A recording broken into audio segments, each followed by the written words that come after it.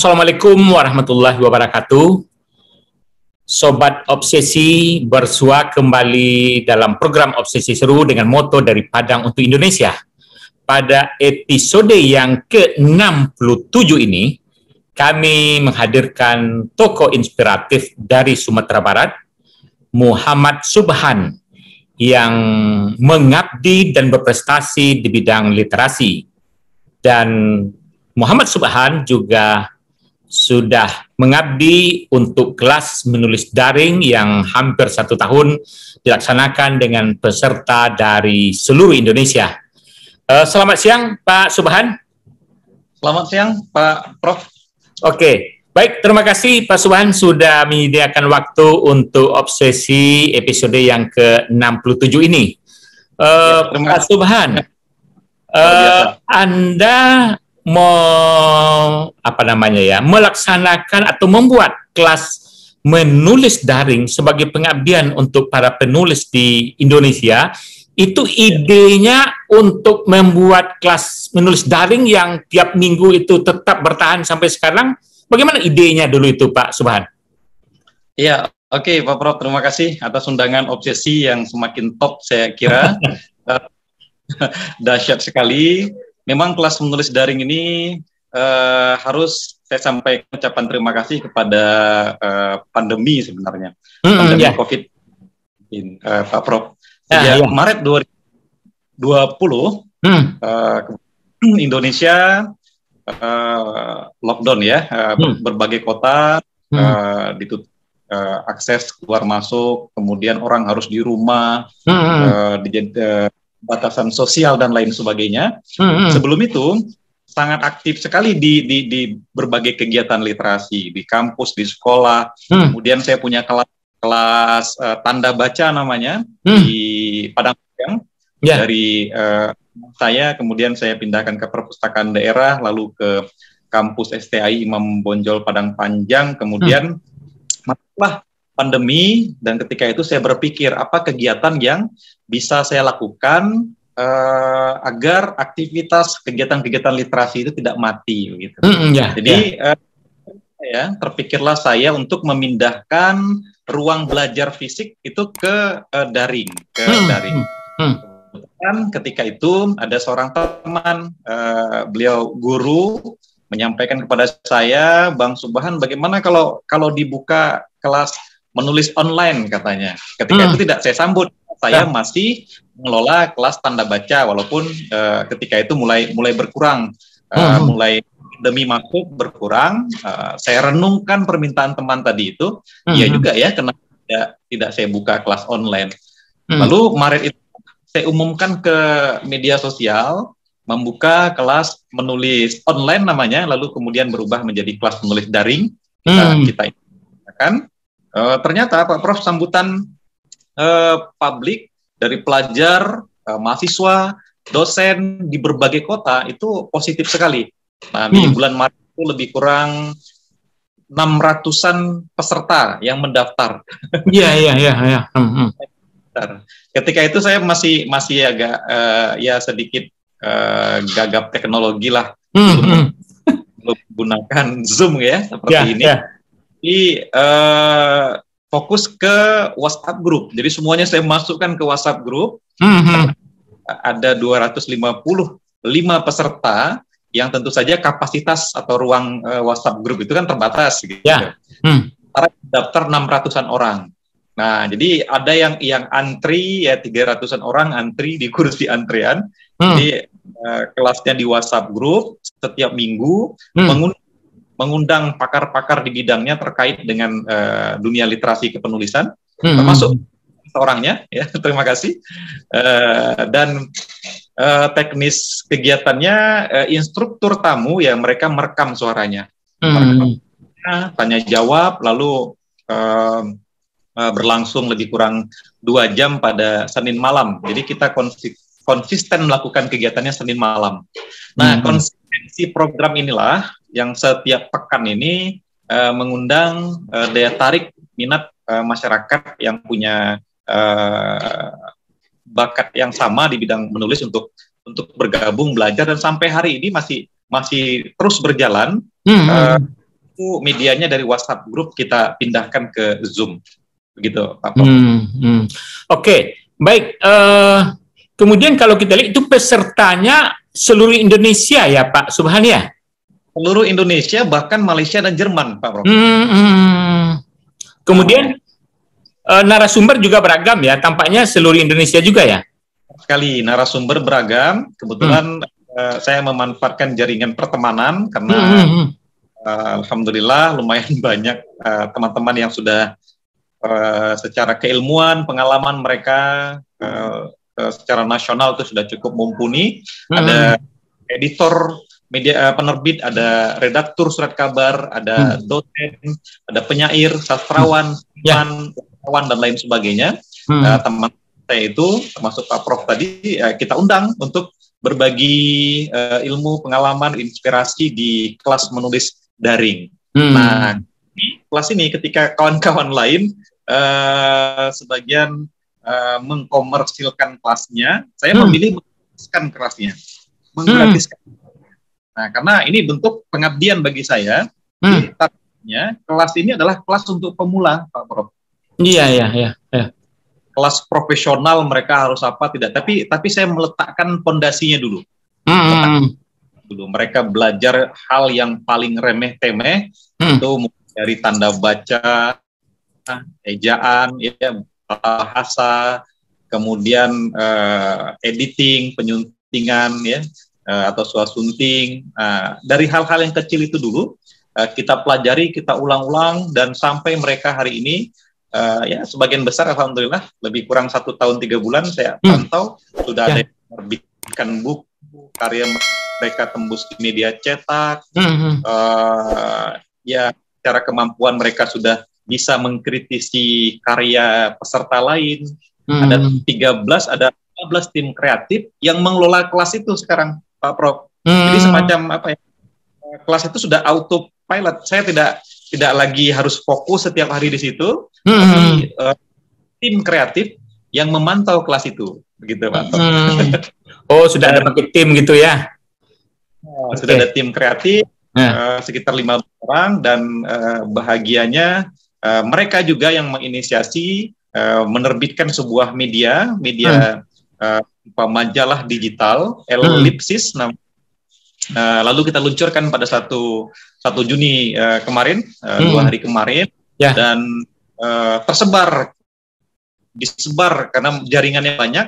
Kalau ada 200-an peserta itu punya media sosial, minimal pertemanannya 5.000 orang, ya kalikan sajalah berapa banyak gitu majalah itu tersebar. Oke, baik Pak Subhan.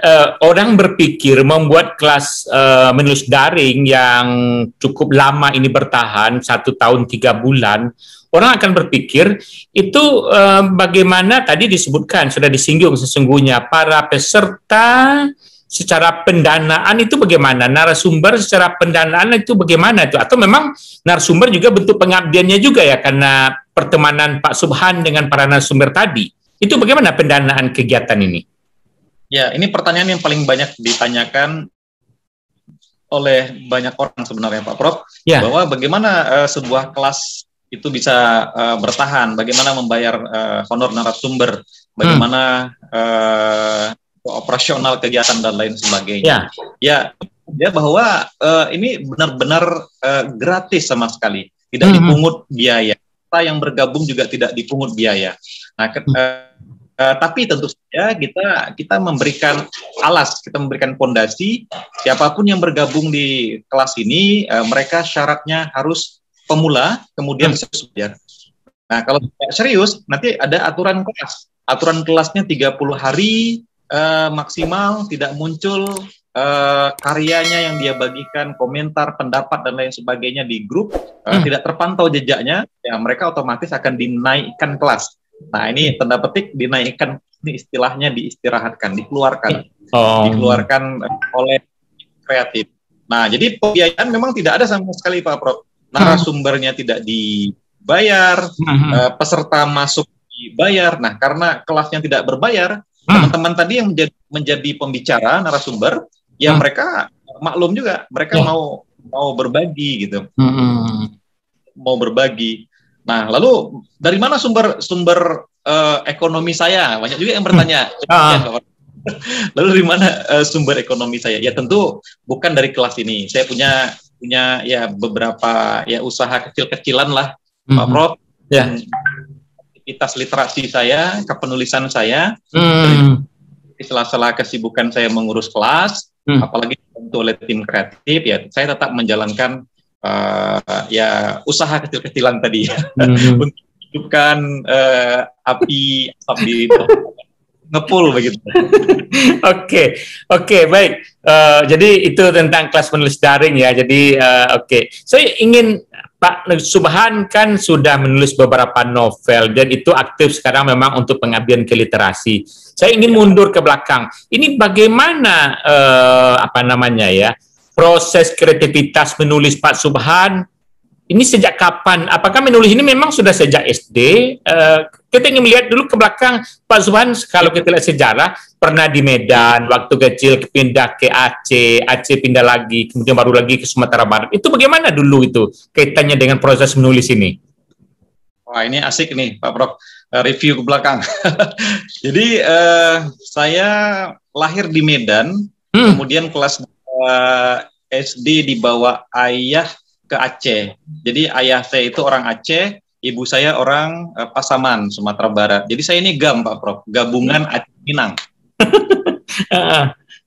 Gabungan Aceh Minang. Jadi kelas 2 SD saya melanjutkan sekolah di Aceh, kemudian SMP di Aceh, SMA Aceh. Nah, kelas 2 SMP saya melihat mading di kelas, di sekolah, kemudian saya baca tulisan-tulisannya, saya tertarik menulis di situ. Wah, ini asik juga kalau karya saya bisa terbit di sini.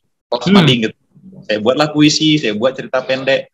Saya tunggu sekian waktu, akhirnya terbit.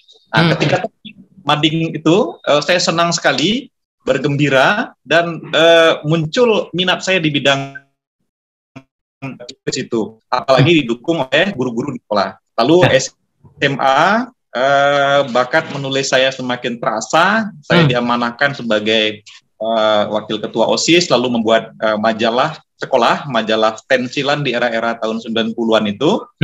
Kemudian dari majalah ini saya semakin termotivasi untuk menulis ke media massa. Kelas 2 SMA sama sekali artikel saya diterbitkan di harian Serambi Indonesia Aceh. Kemudian sejak itu saya mulai mematrikan pada diri saya ingin jadi penulis, jadi wartawan. Nah, ketika ayah saya sakit, ketika saya usia kelas 3 SMA, kemudian ayah meninggal, otomatis mengguncang perekonomian keluarga saya.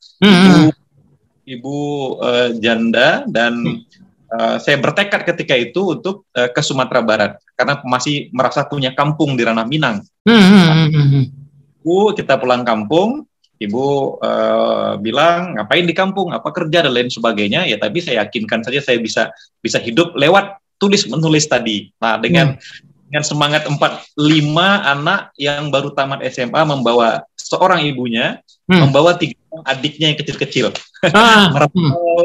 ke Sumatera Barat, ke Padang. Nah, ketika itu.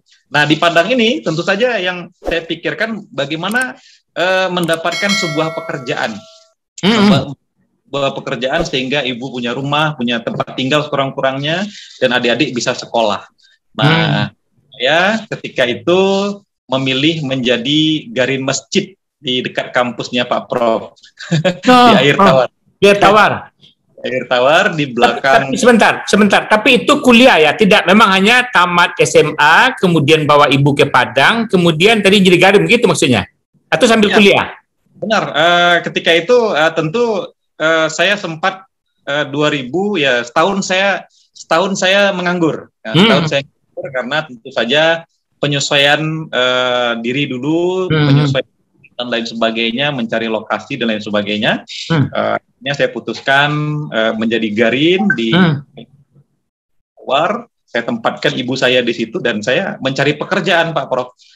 Salah satu pekerjaan yang temukan adalah menjadi wartawan.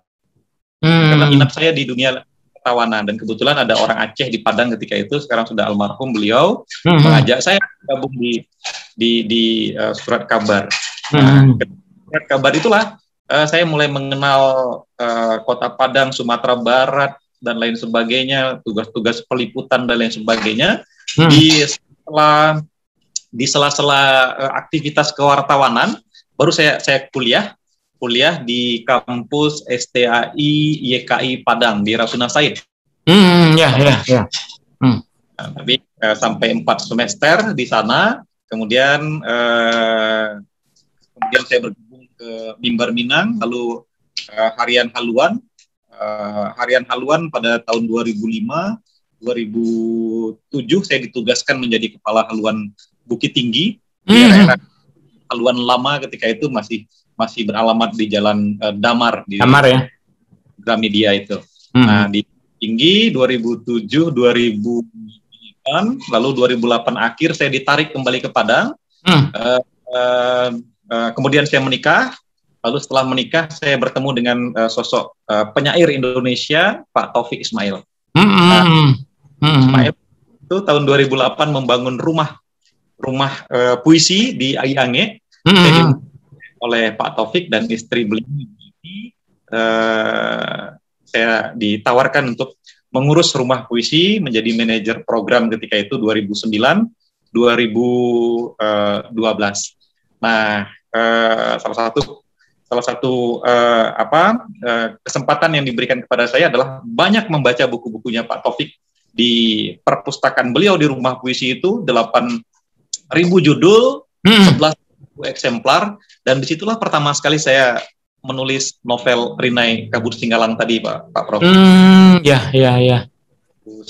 saya tulis, terbit 2011, dan ketika itu lumayan menghebohkan pro kontra ya, karena saya sengaja menulis dengan gaya jadul. Nah, dengan gaya jadul, artinya saya mau nyoba apakah bahasa-bahasa di era-era sebelumnya ya, gaya-gaya pengarang-pengarang balai pustaka dan lain sebagainya itu masih diminati oleh pembaca usia-usia 40 tahun ke atas. Ternyata banyak juga orang menyukai bahasa-bahasa demikian. Tapi tentu saja itu bukan gaya saya. Gaya saya ya sesuai dengan kaidah bahasa Indonesia yang baik dan benar. Lalu pada tahun 2015 saya tulis novel Rumah di Tengah Sawah. Tentu berbeda bahasanya dari gaya bahasa Rinai Kabut Singgalang. Dan pada tahun 2017 novel Rumah di Tengah Sawah ini bernasib baik, lolos di Writer and Reader Festival di Bali di antara 913 karya. Nah, itulah novel saya mendapat apresiasi pertama sekali di perhelatan internasional di WRF, di Ubud Writer itu, lalu disusul buku-buku lainnya, Pak Prof. Nah, gitu, Pak. Oke.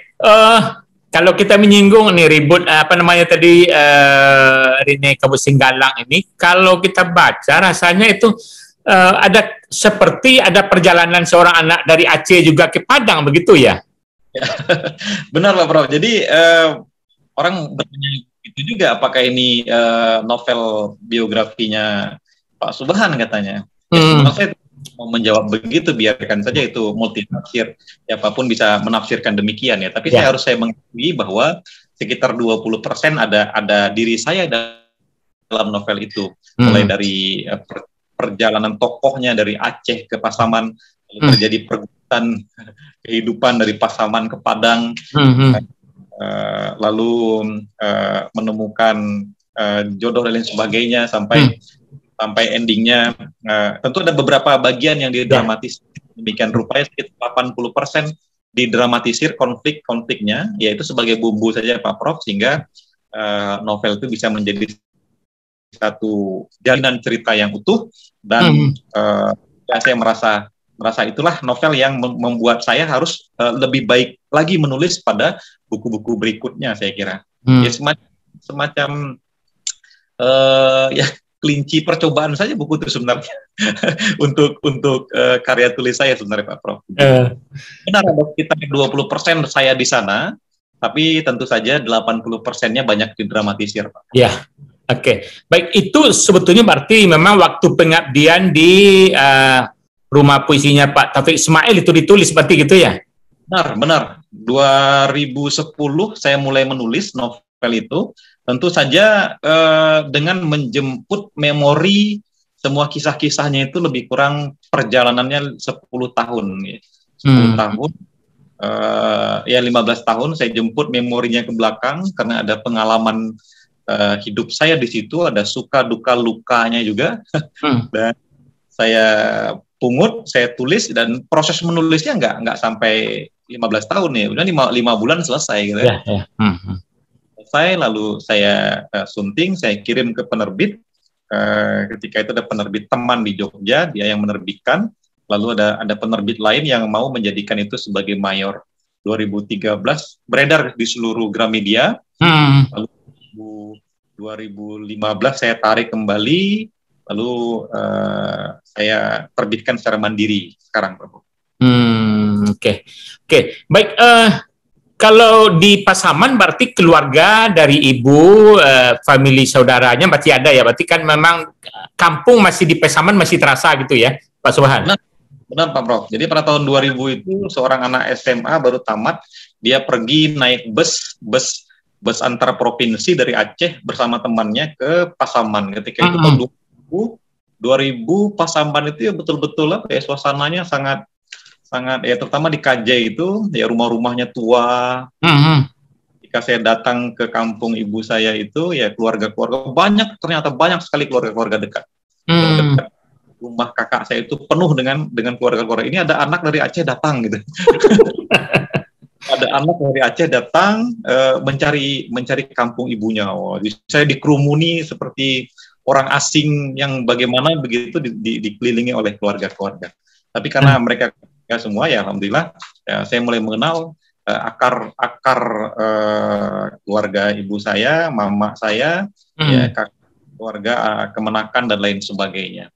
Ya, yang masih sangat ya di masa itu sangat tradisional sekali. Oke, baik, kita kembali ke dunia kepenulisan Pak Subhan. Berarti dulu pernah berprofesi wartawan nih, atau sampai sekarang profesi wartawan ini itu gimana, Pak Subhan?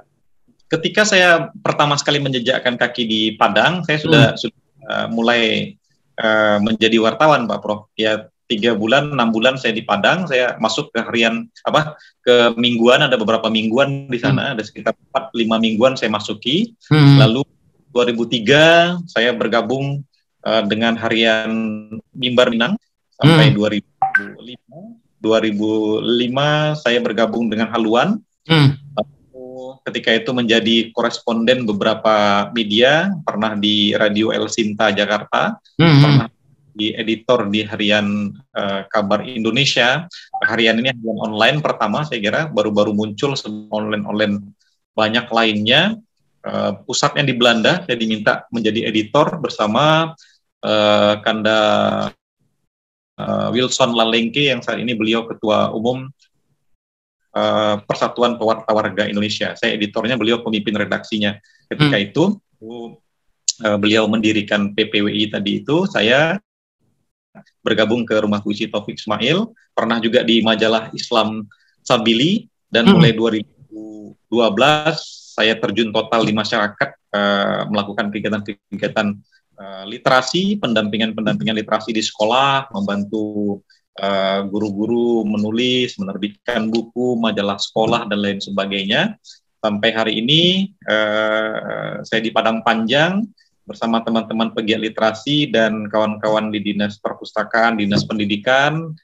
Di tahun 2016-17 kita menggaungkan kegiatan literasi beriringan dengan program gerakan literasi nasional secara nasional. Ketika itu Menteri Pendidikan Pak Anies Baswedan, gerakan nasional, lalu Padang Panjang kita usulkan bersama-sama untuk menjadi kota literasi. Nah, kemudian kita forum pegiat literasi Kota Padang Panjang yang sama pemerintah kota, Dinas Pariwisata, Dinas Pendidikan, menyiapkan berbagai macam program literasinya, menggagas taman-taman bacaan masyarakat. Jadi di Padang Panjang itu ada lebih kurang 30-an taman baca, mereka bergerak dengan spesifikasi programnya masing-masing.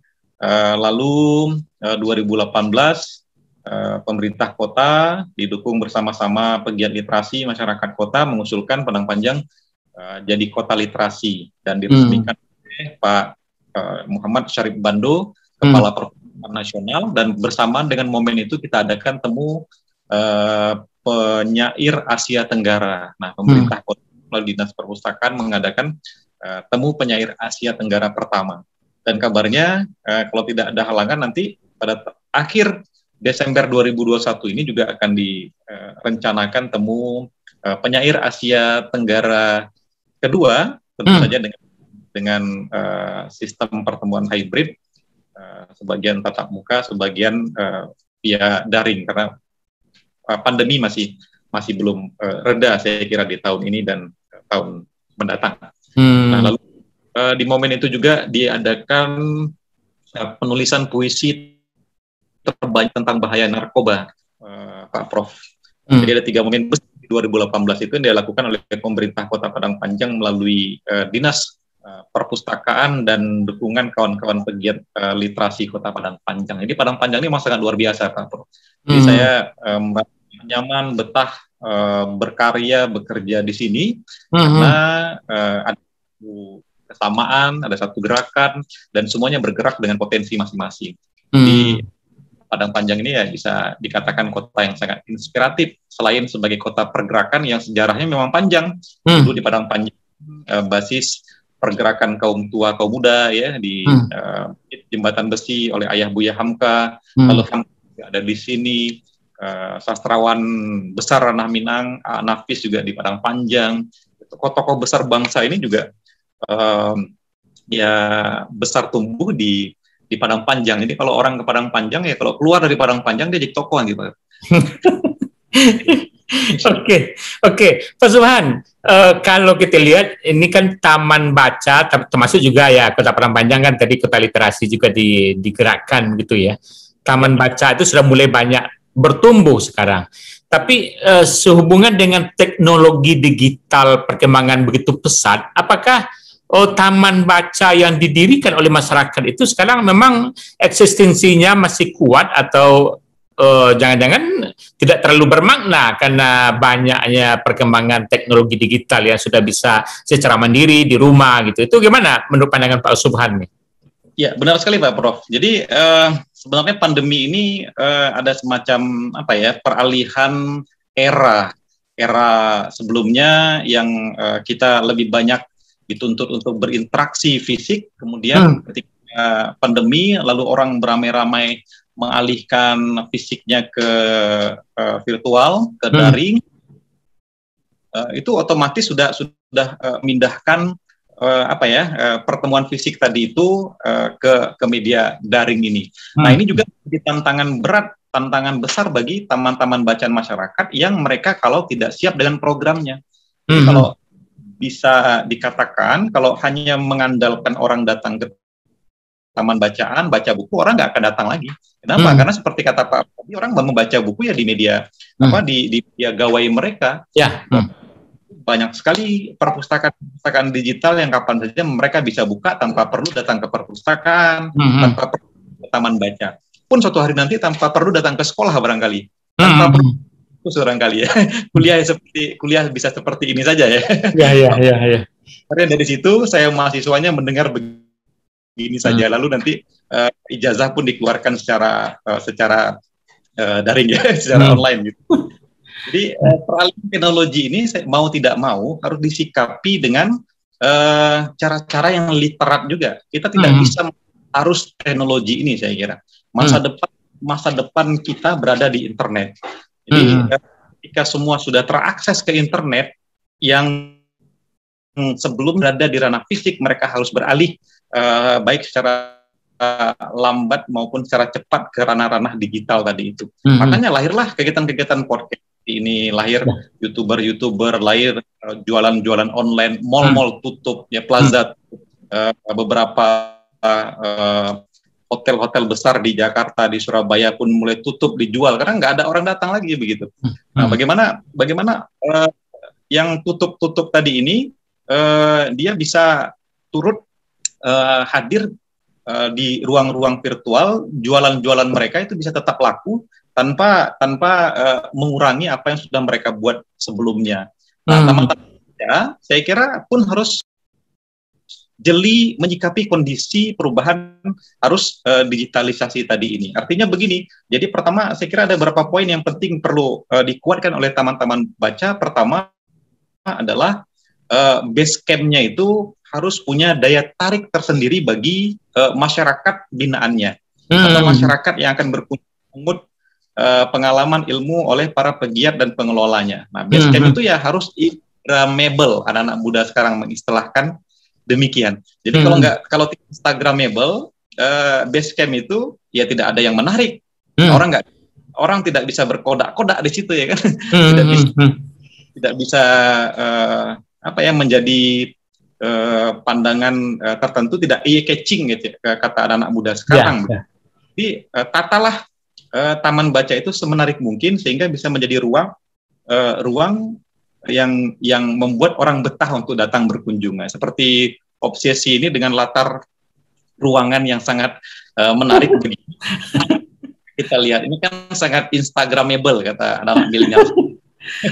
Yang kedua saja di taman baca itu punya SDM Pak Prof. SDM betul pilih tanding.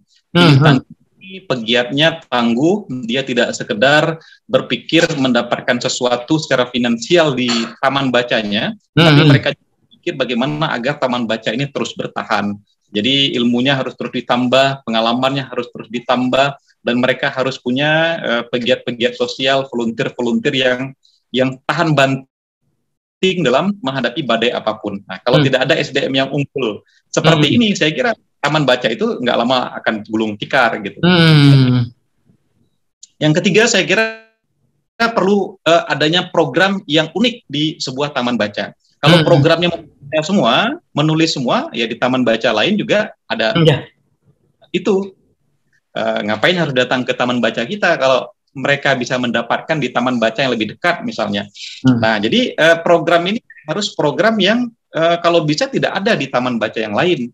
Tidak hanya menyediakan buku, tapi lewat buku itu anak-anak bisa menciptakan produk-produk lain. Maka saya sangat mendukung kalau di taman-taman baca itu diterapkan program inklusi sosial. Ada sesuatu yang bisa didapat di situ secara finansial. Misalnya mereka membuat produk kopi misalnya, atau jadi kafe literasi, atau membuat kerajinan tangan yang bisa dijual.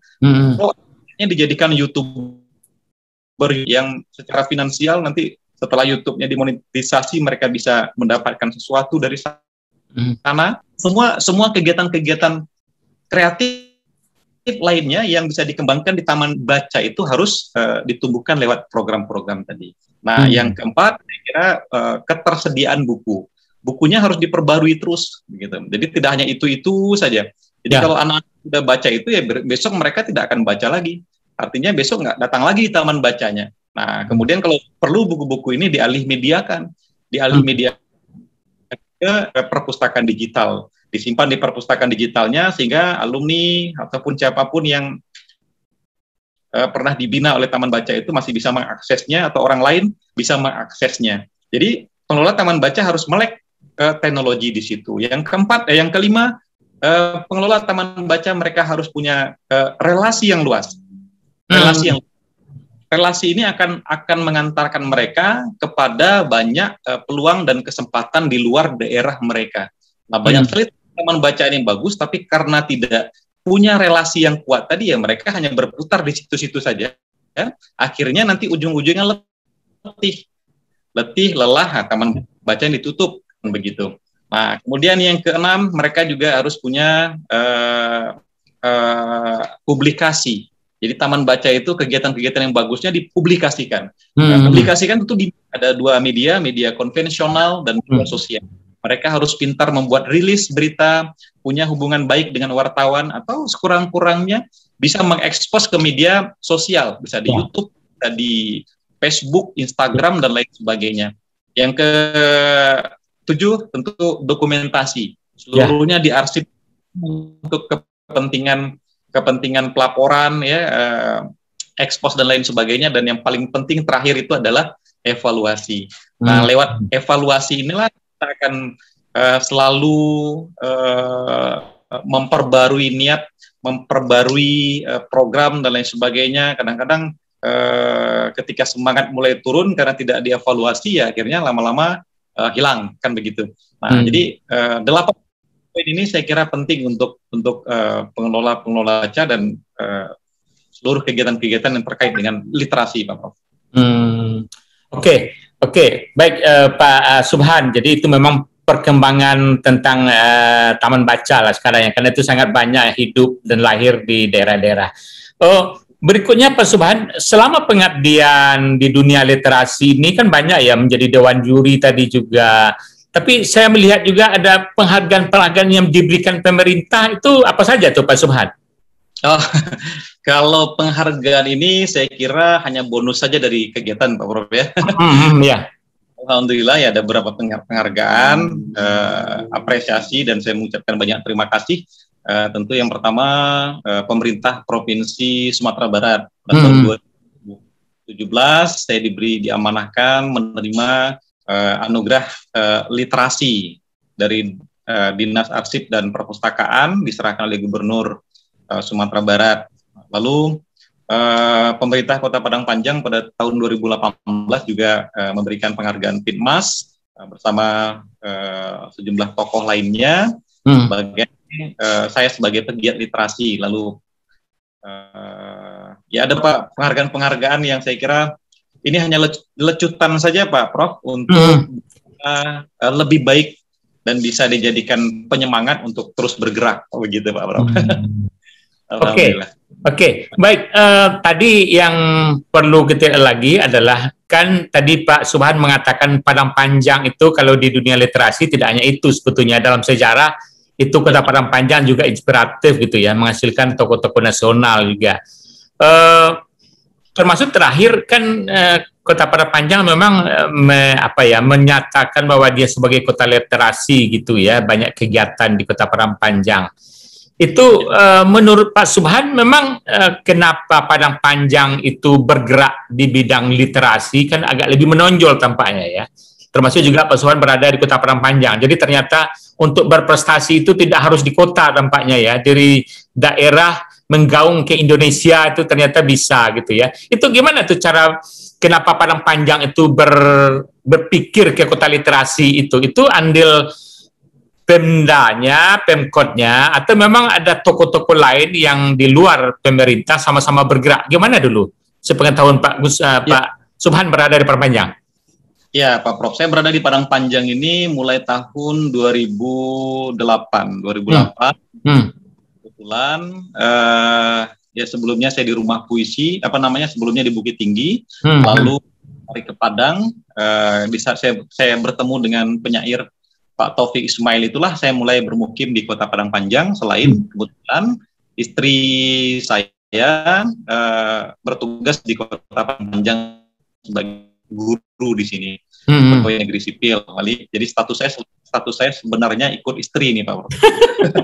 Nah, jadi dengan sejarah Padang Panjang berani melakukan gebrakan, mencanangkan dirinya sebagai kota literasi. Jadi saya kira itu layak karena sejarah literasi Padang Panjang ya memang panjang begitu. Yang dikenal seorang tokoh yang sangat kuat pengaruhnya di literasi seperti Zainuddin Labai misalnya, Kak Bunda Rahma El Yunusiah yang mendirikan perguruan Diniyah Putri Panjang. Juga di Padang Panjang sebelum itu ya ada Inyi Rasul, ayahnya Buya Hamka, yang bersama Syekh Dr. Abdullah Ahmad membuat pengajian di Surau Jembatan Besi, lalu menjadi cikal bakal perguruan Tawalib Putra Padang Panjang. Lah pergolakan pikiran baik secara keagamaan, politik tumbuh di Padang Panjang. Pergerakan literasi memang sudah, dialektika memang sudah tumbuh sangat kuat di Padang Panjang. Selain pesantren-pesantren, beberapa pesantren lain yang ada di Kota Padang Panjang, sekolah-sekolah lainnya yang ada di Padang menjadi kiblat bagi banyak pelajar-pelajar, baik di kota-kota di Indonesia maupun di Malaysia, negeri-negeri jiran lainnya untuk berbondong-bondong di masa itu ke Kota Padang Panjang. Lalu muncullah istilah Egypt Van Andalas, jadi Mesir di Andalas, Egypt Van Andalas, yang istilah ini mulai hilang dari sana pula lah. Panjang juga dikenal sebagai kota literasi. Nah, kota Serambi Mekah. Serambi Mekah ya lantaran kota ini sangat banyak didatangi oleh pelajar-pelajar yang datang menimba ilmu di pesantren-pesantren besar di Kota Padang Panjang di masa itu, dan tokoh-tokoh ulama-ulamanya lahir banyak di sini. Selain Zainuddin Labai, Hamka, ya, Dr. Abdullah Ahmad, Inyi Rasul, termasuk Syekh Adam sebagainya yang di masa itu memberikan pengaruh bagi pergulatan ranah pendidikan, politik, sosial, budaya, yang semua itu menjadi referensi bahwa gerakan literasi ini tidak boleh putus di era itu saja dan terus perlu digaungkan. Maka dari jejak itulah kita berangkat untuk bersama-sama mendukung pemerintah Kota Padang Panjang untuk menggaungkan gerakan literasi nasional ini, untuk mendukung pemerintah pusat menggerakkan literasi nasional yang mulai dicanangkan oleh Kementerian Pendidikan di era Pak Anies Baswedan di masa itu, di era tahun 2015. Lalu pada tahun 2017 Dinas Pendidikan juga mendapat program Gerakan Indonesia Membaca yang juga sudah digagas untuk panjang kota pada tahun 2018. Dinas bersama pegiat literasi Kota Padang Panjang kita bersama untuk berani mencanangkan diri sebagai kota literasi. Lalu diusulkanlah ke Perpustakaan Nasional, dan Perpustakaan Nasional mendukung itu. Lalu pada 2018 itu Padang Panjang dicanangkan sebagai kota literasi. Tapi pencanangan ini tentu saja bukan sekedar pencanangan yang diharapkan, tapi nanti ke depan ya perlu pengawalan, perlu program-program berkelanjutan, sehingga label Padang Panjang sebagai kota literasi itu betul-betul melekat dan semuanya terlihat di sudut-sudut kota, aktivitas masyarakat, baik secara fisik maupun kegiatan-kegiatan literasi lainnya, adanya baliho-baliho, kampanye terkait dengan Padang Panjang Kota Literasi. Di setiap taman-taman kotanya terlihat taman-taman kota yang literat, pojok bacanya, pojok baca buku koran, ataupun ada spot yang secara aksesnya lancar dan itu digunakan oleh masyarakat untuk kebutuhan mereka, bukan sekedar untuk anak-anak main game misalnya, itu terkait dengan literasi. Ini bisa tahan Padang Panjang menjadi kota literasi yang inspiratif di Indonesia bahkan dunia. Oke. Baik, berikutnya Pak Subhan.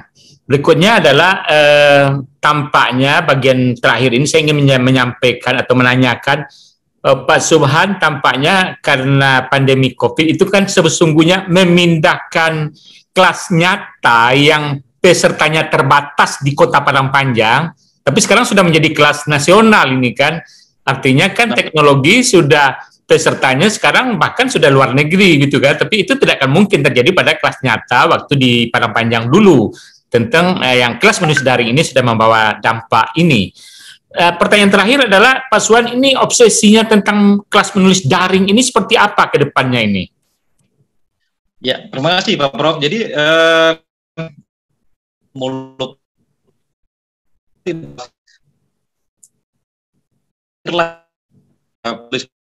tulis yang betul-betul mereka membanting di ranah kepenulisannya. Jadi saya mencatat di awal-awal membangun kelas, ya sebelum kelas tulis daring saya sudah mulai sejak tahun 2017. Sebelum itu pun 2007. Sebelum itu pun saya melakukan dengan literasi di kampus dan lain sebagainya.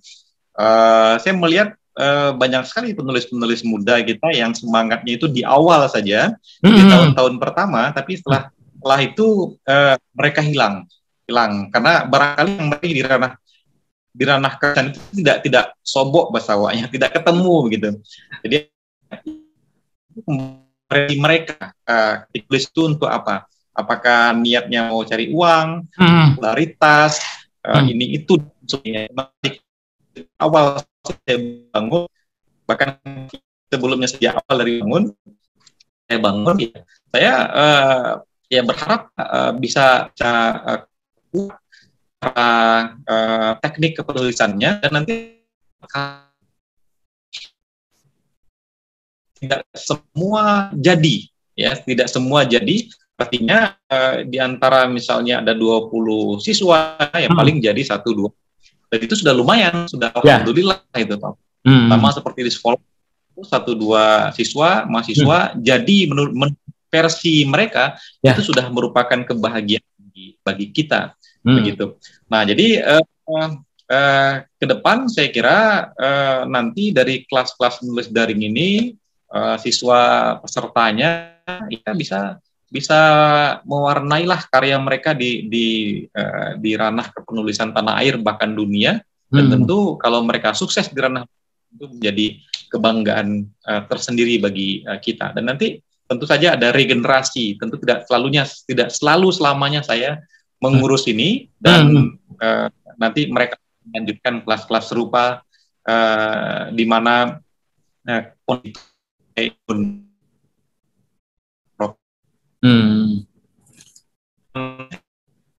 orang, tapi di kelas menulis daring karena lewat virtual begini bisa 250 orang bahkan lebih, bahkan antri, dan tentu semua itu di manage sedemikian rupa sehingga ada tim kreatifnya, ada kakak seniornya gitu ya, ada karya-karya yang terdokumentasikan dengan baik, dan tentu saja ini adalah sebuah keluarga yang harus kita jaga bersama, keutuhan, kekompakan, dan gerakannya, Pak Prof. Demikian. Oke, Pak Subhan, terima kasih ya. Ini sudah bagian terakhir kita. Mudah-mudahan perbincangan kita pada siang ini dalam program Obsesi Seru episode yang ke-67 ini bermanfaat. Selamat Pak Subhan selalu mengabdi untuk kepentingan dunia literasi, khususnya dalam bidang menulis nih ya.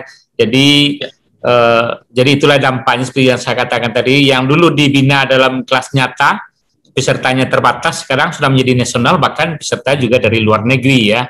Jadi mudah-mudahan ini, harapan kita tentu ini berkembang terus ya, seperti yang disampaikan tadi, bisa berkembang, ada tim nanti, termasuk juga para peserta sekarang sudah bisa pula melanjutkan perkembangan itu.